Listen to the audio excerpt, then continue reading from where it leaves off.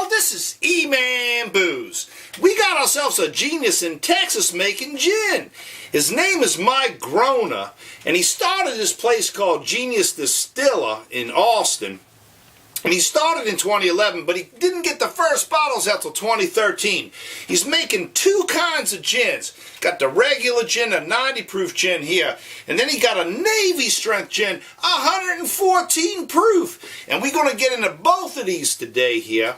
But first I want to tell you where the genius might be coming from.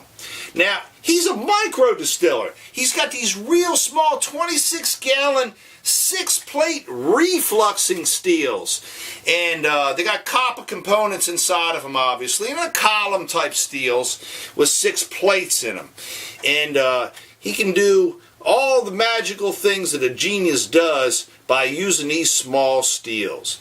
So he uses a sugarcane based neutral spirit. So he takes sugar and yeast and water and ferments it, and then distills it, and after he distills it the first time, he throws some of these botanicals in here and lets it steep for about 6 days. Then he throws it back up in the still again, and then when it come back through the top the second time around, it go through a basket that got more botanicals in it, and then all those botanicals in them 2 runs there imparts the flavors that he's trying to produce. So let's talk about these botanicals for a minute. I'm going to come around here and bring the camera up a little closer to show y'all what some of these things are, since I ain't high tech here and I got to do this manually. But here we got some lemon peel, ginger root, cardamom. There's some cardamom right here, green cardamom. We got juniper berries, which are the most important component of gin, and we got some cinnamon bark, some star anise, some anise seed, some fennel seed, and some coriander seeds. Now, there's lots more botanicals that I don't even have here, like angelica and orris root, and who knows what else. They might be sticking, I don't know, ham hocks in these things. Nah, I don't think so. Any event, the botanicals are real important in gin, because when you start with the neutral grain spirit that don't have a lot of flavor, the botanicals is what defines the spirit. Alright, now we got that out of the way. Let's start with the 90 proof first and see where it at. We're going to pour a little bit in the glass here.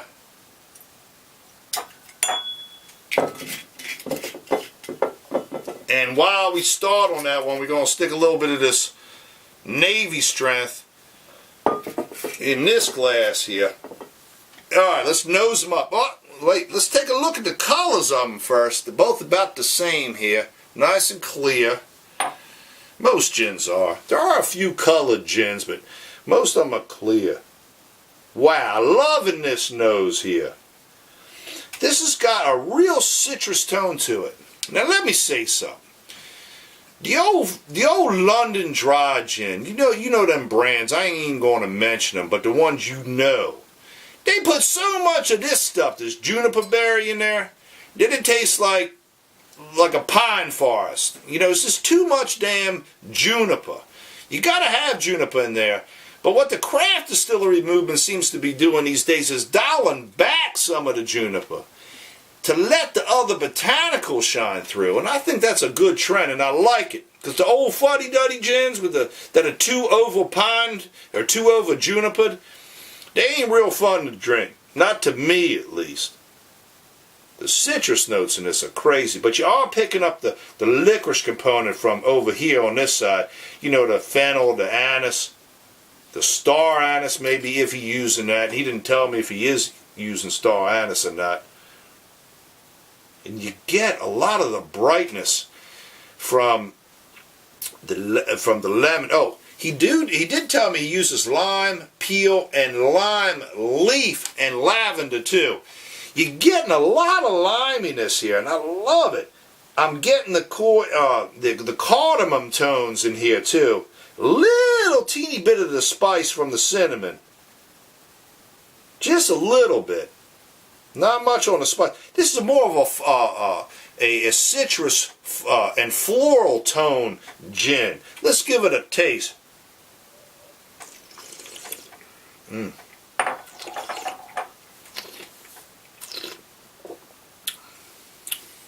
Mm. Balance is great. Mouthfeel is great. This would make a good mixer, but heck, you can drink this straight. I ain't kidding you. It just feels so good on the palate. And another thing, the cane sugar from the neutral spirit in the background gives you just a hint of sweetness. That's marvelous. One more whirl here. I might even be picking up like a little bit of white pepper or something here. There's a couple things he's hiding from us, but that's okay. Proprietary.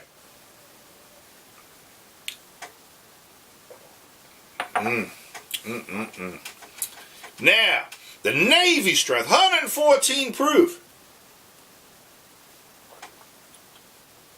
A little warmer on the nose, that's for sure. Not quite as citrusy on the nose, though.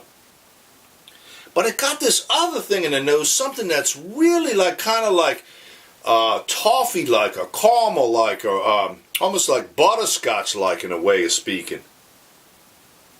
He hiding something from us here. I'm picking up a little more of the cardamom this time. Let's see how it tastes.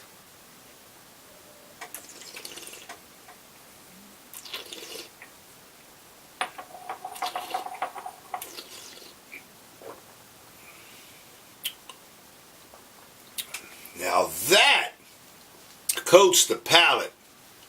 Let me tell you, for 114 proof, I would have never suspected. It's warmer now than this one. You can easily just drink this straight, just like it is, with nothing else in it.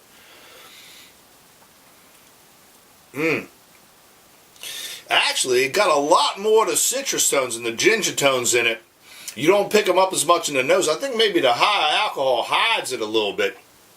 It's in there, though. Actually, a more broader, expansive botanical profile is what I'm finding here. And I love this tone, this toffee-like tone here.